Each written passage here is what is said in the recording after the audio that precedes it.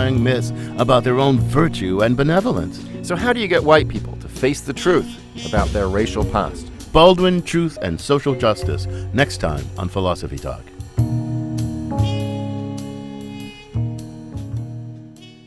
Listen to Philosophy Talk every Tuesday at noon on KSJE 90.9 FM, Farmington.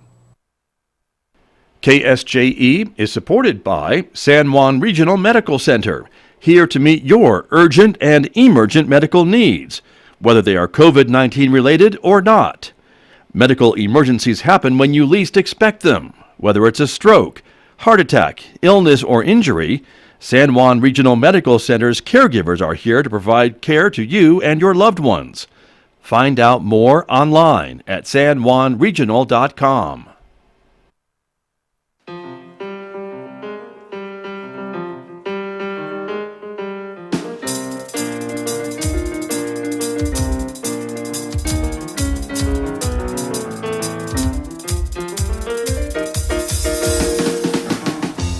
"11 minutes past 8 o'clock, Monday morning, August 3rd. Good morning, everybody. I'm Scott Micklin. Thanks for tuning in to KSJE 90.9 FM here in San Juan County, 103.3 FM in Durango, Colorado, and streaming everywhere from our website at ksje.com. Welcome also to our viewers who are watching this program live, streaming to the KSJE YouTube channel and to our Facebook page. We're glad that you're with us, everyone. Thanks for joining me.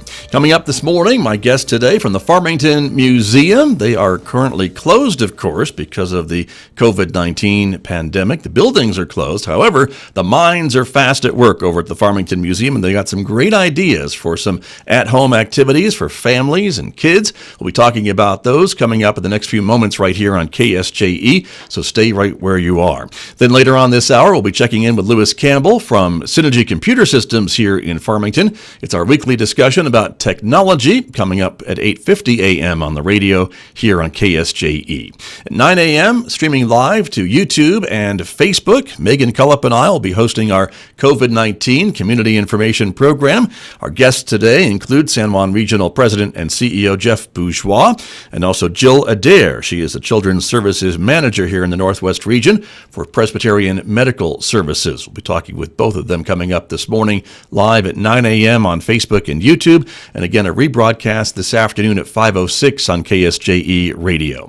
At 9 on the radio, Mick Hess, of course, is holding down the fort, roving with the arts. He is playing music from Shostakovich this morning. His Symphony No. 2 coming up on Roving with the Arts today, so we hope you'll join us for that on the radio at 9 a.m. Don't forget, we're also on Twitter and Instagram in addition to Facebook and YouTube. And let's check our weather forecast for the rest of the week. For today, sunny and hot. Same story for tomorrow. Sunny and hot Monday and Tuesday.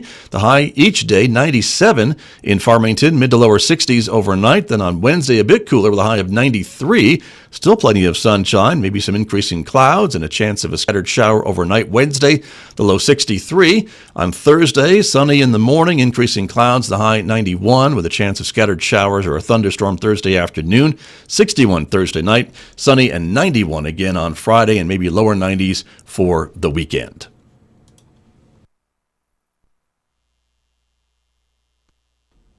Morning to talk a little bit about their out-of-the-box thinking over at the Farmington Museum. We have Bart Wilsey, who is the director of the Farmington Museum. Bart, good morning. Thank you for being with us. And also Cherie Powell is here from the E3 Children's Museum and Science Center joining us this morning via Zoom. Cherie, good morning to you. Good morning, Scott. Good to see both of you. Great to have you on. And so, as I mentioned, this is kind of out-of-the-box thinking. And what got my attention was some curbside art projects, Cherie Powell, that you are promoting. And so give me a little bit of an idea of what's going on with those. Curbside Science. So that is our new way of doing some programming here at the we'll be doing this out at the Farmington Museum. Right. Kind of going along with all the other curbside stuff we have going on, curbside pickup for your food and your groceries, and everything is curbside right now. So I thought, why not do our science programming curbside as well? And how that will work is parents, adults sign their kiddos up for it. they pick up the supplies on one day, and then on a Friday, Okay. and we do the programming on a Wednesday via Zoom all together. Got so you. They'll have everything they need in their little bag to take home and have ready to go for Wednesday programming. Okay. And so the first one is coming up, I believe this Wednesday, if I'm not mistaken, It is. correct? Yes, yeah. So everybody will have already picked up their already picked up their supplies. Right. for And this so coming Wednesday. in the days before the pandemic, you would have done these things in person, right? It would have been a program at the E3 Children's Museum or at the main museum or somewhere, right? You could do these in person, but in COVID times, you are now kind of doing it more remotely through this curbside pickup. Yes. So I think our kiddos will enjoy this. I hope. I'm excited to see their little faces again. Right. I miss that. And the idea is being, as you mentioned, so all the materials are there. It's kind of like a one-stop shop on Fridays. You pick it up, take it home, and then on Wednesday you join with Zoom, and there's a way to register. And then everybody's kind of in this class, if you will, together to kind of follow along as you show what to do with these things, Sure. materials. What types Exactly. of projects are you going to be doing this summer? For the first 4 sessions, we're just kind of trying this out. I'm getting my feet wet because this is brand new to Okay. me, as it is for lots of people. We'll be doing things like fossils, water tension. We're going to be doing a bicycle centrifuge. So we'll be separating some liquids using our bicycle. Okay, good luck with that. That or may some- literally get your feet wet. Okay. Yes. Yeah. Just kind of just little fun, easy to put together, quick science Okay. experiment demonstration type things. Got you. And so what age group would you say this is perfect for? Who can sign up? 5 to 9, and it is a free program. Okay. So there's no charge for it for this program at this time. So all the and- supplies that you're going to hand out on Fridays are free. Yes. Okay. Absolutely, sure.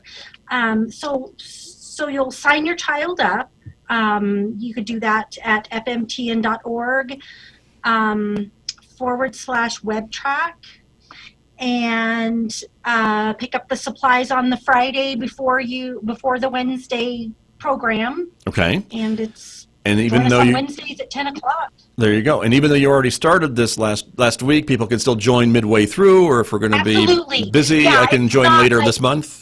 It's not an all or nothing. So you can kind of, if I'm busy this Wednesday, you can Yeah. do it next Wednesday. Or there are 4 separate programs that can be signed up for. Gotcha.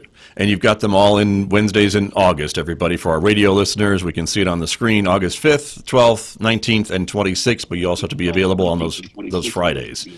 Yes. It's kind And of- then also included in our little bag of supplies will be the Zoom passwords and that type of information. They'll also get them via an email, but so all that will be included. Gotcha. Great. Well, it sounds like a lot of fun and a way to kind of, again, break up some of the stuff this summer, and for parents maybe looking for something for their kids to do, ages 5 to 9. This could be at least one thing to keep them occupied during these times. Yes, 5 to 9 is the age, and then 10 a.m. on Wednesdays. There you go, to join the Zoom and go through this science together with everybody. That sounds great. And so Yes. tell me a little bit about what got you thinking about this. Was it just kind of the way to do the programming in this current time of trying to be separate but yet still provide something for the kids and for the community? Yes, and to be honest, Yes. I was kind of dragging my feet with this because, this is new to me. Right. And like it is to everybody else. So it's totally new territory. But kind of got a little bit of a shove. Nope, we got to do this. This is just the way it's going to be. I guess I just kind of was hoping we'd all be able to join back together again like we used to. So, like I said, just with ideas of everybody else doing things curbside, if you want to if you want to pick up your groceries, you can do it curbside. And Yeah. so I thought, why not start with curbside science, and we'll see how this goes, and we'll all learn together in multiple ways. There you go. So there could be other curbside events this fall if we're not able to get back Yes. together? What are you thinking of? Oh, absolutely. Yeah. So I know this is going to go great, and I know people are going to enjoy it. So definitely, I'm just starting out with this in August, and probably midway through August, I'll put in a new, for September or August. Yes, for September. Yeah, I hear you. I'll put in some new things to register for, and as word gets out, space is limited on these, so it's limited to 15 kids. So I think after a couple of weeks, this will fill quickly. I think it will. I think you're right. Let me bring Bart Wilsey into the conversation about kind of this idea. And again, I know, Bart, you, and as we can see, Cherie Powell and a lot of your staff are kind of thinking outside the box during these times to be able to still connect to the community, even if we can't come and visit you at the museum facilities, right? Well, we are, and kudos to Cherie. Yes, we might have got a little bit of a shove, but, this is let's call it a love tap. Yes, love tap. Then a shove. I like that. It's something that we've kind of talked about before, but never really had the, impetus to do it. But this has kind of really sent us on that journey. So, with all of the resources out there and everything, people are hungry for this kind of activity, and this just seemed like a perfect fit for us to be able to put some of the programming out there for folks to experiment and enjoy. Right. Well, and I think it's great. As I mentioned, if you're a parent and you've got kids sitting around the house for the last several months, you probably this is a manna from heaven to be able to have an activity for kids. I am one of those, so I know how crazy the kids are, stir crazy the kids are. So, I really encourage people to sign up for this and take advantage of it, because I think Cherie's going to do a great program with it, and I'm looking forward to kind of seeing what comes out of it. Right. Curbside Science, again, it is on Zoom on Wednesdays at 10 a.m. in August. You pick up your supplies on Fridays between 10 and 11, doing it safely and being able to do that, and then connecting via Zoom for your child between the ages of 5 and 9. And so, as Cherie was saying, Bart Wilsey, is this going to could this be expanded if it sells out and you run out of spots? And could this be offered more as things go forward if we can't get back together anytime soon? Well, I definitely think there is room for more. Mm-hmm. Yeah, absolutely. And it'll just be a matter of figuring out that equation to what works, what doesn't. How intricate of an experiment we can do. And that's going to be kind of Cherie's side of this, but definitely, I think there's a lot of room out there for this kind of program. Very good. And Cherie, I know you're working on something else too on Saturdays. And talk to me a little bit about this. This is kind of in conjunction with the Growers Market, which is literally outside the door of the Farmington Museum there on East Main Street. Yes. So the Children's Museum has done some activities during the Growers Market in the past, and it's always kind of been a big hit. We just kind of, do a little pop-up out there with whatever we've done, tie-dye and sunflower weaving and all kinds of fun things. So I thought another way to help promote any of the other programs that we might be doing, Curbside Science being one, that we can do that at this time as well. But this is going to be art to go, and so I'll have some supplies, some kind of art activity bagged up and ready to go for families to take with them and to do at their leisure. Okay. So this coming Saturday will be fans. So we've got these different types of fans that you can decorate, tie-dye, do things like that, and you have a way to keep yourself kind of cool. There you go. It's been hot, so that makes sense. So there'll be simple activities, not a lot of supplies to go with them, but something for families to do together, just to kind of let people know we're still here. We don't want people forgetting about us. Right. Well, I don't think we could do that, but I appreciate what you're saying. And so same type of thing, though. The supplies are all provided then in these kind of bags, if you will? Yes. And it's a free pickup? Yep, and I'll just be out there as people are kind of coming into the growers market, and we'll just give things out until we run out of supplies for that specific project. Got it. So while supplies last, as we say in the media. Yes. That's how it's going to work, and that's at the Saturday market, not just Saturdays. Yes, it'll just be Saturday morning, around 10 o'clock. Okay, so that's Art to Go, and again, this is and the different types of things you mentioned. The fan project, I can see on the graphic, you've got paint and pencils and drawing. Yeah, we'll do like DIY kaleidoscopes. Okay. Just fun little, just simple little things to do. And age range for this, do you think, would be about the same as the other program, or could it be broader? Yeah, I'm going to say all ages. With parental help, the little guys can do it. So any age. Okay, very, very good.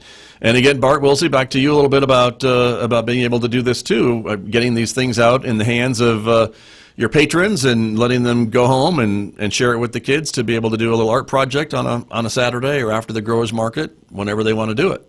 Absolutely. Mm-hmm. Makes a lot of sense. And so, Bart, let me talk to you a bit about the what's going on at the museum. I know we've all been kind of waiting for being able to come back and gather together, and doesn't look like that's going to be happening anytime soon, unfortunately. But what have you been planning for, I guess, during this time? Yeah, it's a tough time to plan right now. Let me tell you that. One of the things that we've gotten confirmation on is one of the big exhibits that we have here, our Inside Out fashion exhibit, is going to be extended through October. So that is fantastic. We're still hopeful that we can have that open by then. Unfortunately, our Gridiron exhibit is leaving at the end of August, so we're just not sure if we're ever really going to be able to open that. After that, museums usually plan our exhibits out about a year, 2 years out. And to be quite honest, we've already had to cancel a couple of small shows that we had scheduled in our atrium. And so it's really a tough time to plan. We're kind of throwing around some ideas about some exhibits from utilizing our collection so that we can just put them up when we know we can open. Right. But as far as bringing in big exhibits or expensive exhibits, it's really a tough time to kind of make that call. Sure. Well, and I would think that this is not unique to the Farmington Museum. You are in the same boat. It's a big boat with every other facility across the country, across the world, right? I don't think any facilities have been able to be open really during this time. It's a huge boat, and I was on a conference last night with the New Mexico Museum Association, and we were talking about that exact thing. Things are weird across the world, and definitely reaches into New Mexico, and so we're all kind of in that collective boat. Right. And I guess I would think, some of those normal places where you would contact to talk about maybe traveling exhibits or things like that, they're probably backed up too with their other commitments to their other museums and things like that maybe still have to get back up and running once things do get to reopen. Is that kind of where we are? Well, yeah, and just to be quite honest, it's a mess. Okay. Some exhibits have been shuttered like ours. Some venues have canceled. It's everything is being shuffled around at the moment. So there may be some opportunity once things kind of open up to be able to grab some good exhibits at great prices, so to speak. Right.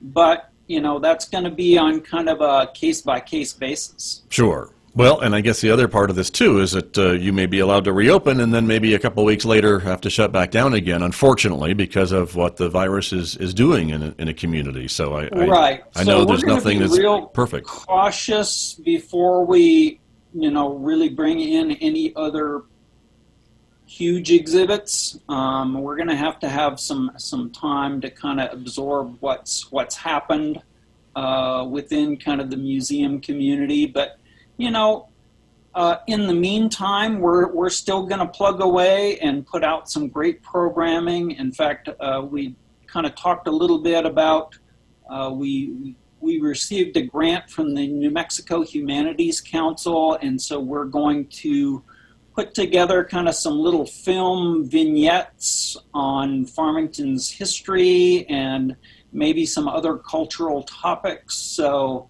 that's something that we're really kind of excited about, and to be able to put out, virtually. Yeah, I like that idea. And it sounds like maybe a good time to do that when your facility's not open and you can concentrate on working on these projects then. Right, we can focus on that and really put out a great product. So yeah, that's one of the things that we have in the wings, and we've kind of toyed with that over the years, doing some oral histories and films and information like that. But we've never really put it together like I'm hoping with this. Nice, and to be able to get grant funding to pay for it is always a good thing too. It really helps. Yep. True. Very true. Well, and let me ask you a bit again about some of the exhibits and being able to maybe pull some things out of storage, if you will, from the museum. I know there's a lot of folks that love to see some of those artifacts local on display, and so it sounds like this may give you an opportunity to showcase some of that when you are allowed to reopen, right? Well, that's kind of what we're hoping. We're not sure what form that's going to take yet, but that's what museums do. We hold objects to educate with, and so yeah, that's one of the main things that we do. So I'm kind of looking forward to figuring something out to bring some of those objects out of the darkness for a while. So. Right. And I noticed there was a post, I think, on Facebook by one of our mutual friends about some signage in a downtown somewhere. And I think we've seen it in other places around the Four Corners too. But now that downtown Farmington is moving forward, and phase 1 of the Complete Streets has been reopened, is that some things that maybe you are thinking about as some interpretation of those historic places or buildings in downtown Farmington to be able to show visitors and residents alike what is there, or what that building stands for, or what it used to be, and those types of things? I know the walking tour does a great job of that, but this would be more of a permanent installation. Well, that would all have to be worked out through the city and through the downtown association and stuff like that. But sure, I know I'm putting you on the spot, and someone will have to pay for it too. But yeah. I thought I would ask. But as you know, that's kind of a passion of mine, and I've done several different things, presentations that show the changes over time. One of my favorites is the kind of corner of Allen and Main. At first it was a livery, and then it was a garage, and now it's turned into something else, so I've got different photographs of that building over time, and several very views of downtown like that. And yeah, it would be something I would really be interested in the museum collaborating on with any organization out there that would be interested in that, and it's definitely through the city though. Of course, right. Yes, and that'd be kind of cool. But I think as folks maybe come back to downtown and see kind of the newly redesigned streetscapes and sidewalks and all that space and ways to maybe utilize that, this would be something maybe that could be helpful. I know folks are I think most of the comments that I have seen, and if not all, have been very positive about Phase 1 and how what a big change it is down there. Well, and we want to honor that history though, and those changes. This is a huge step for the city to do this project, and but we kind of need to understand our roots and where we came from. Very true. And again, what those buildings are and what the designs on those buildings mean and where they came from and all those different things. Exactly. There's a lot of history down there. There really is. That's very true. Well, it's been great catching up with both of you, Bart Wilsey from the Farmington Museum and Cherie Powell from the Farmington Museum and the E3 Children's Museum and Science Center. Cherie, let me recap with you just a moment about all the things you've got planned. Your, again, Curbside Science, which again is starting kind of this week with supplies that folks picked up last Friday, correct? Correct. Very good. And so, again, this will continue through August and maybe extended beyond August, but folks do need to sign up ahead of time, correct? Absolutely. And we'll definitely go past, we'll definitely do another set of these because, like I said, people will enjoy it. Okay. And so fmtn.org is the city's website /webtrack, you said, correct? Yes, that is correct. All right. Very good. And you can sign up for that and you get all the information and then know how to pick up everything that you need to pick up on Fridays at the museum or make other arrangements. They can call and do that too. And then Art to Go is happening on Saturdays outside at the Growers Market, right? And that is around 10 o'clock, you said, on Saturdays? Yes. Around 10 a.m. I'll be out there. All right. And folks can pick up, again, Art to Go, literally Art to Go. It's literally Art to Go. Yes. There it is. Perfect. Well, thank you for joining us this morning. Thanks, Cherie. Good to see you. Thanks, Scott. Good to see you. Thank you. Thanks for being here. Bart Wilsey, thank you for being part of the program this morning, too. And that's exciting, the video projects. And I know we'll hope, fingers crossed, that we can get in there and see the Gridiron Exhibit before you have to send it back and pack it up. Absolutely. Yep. We're looking forward to it. Thanks for joining us. Thanks for having us. You bet. Thanks so much. That's Bart Wilsey and Cherie Powell with the Farmington Museum, my guests here on KSJE.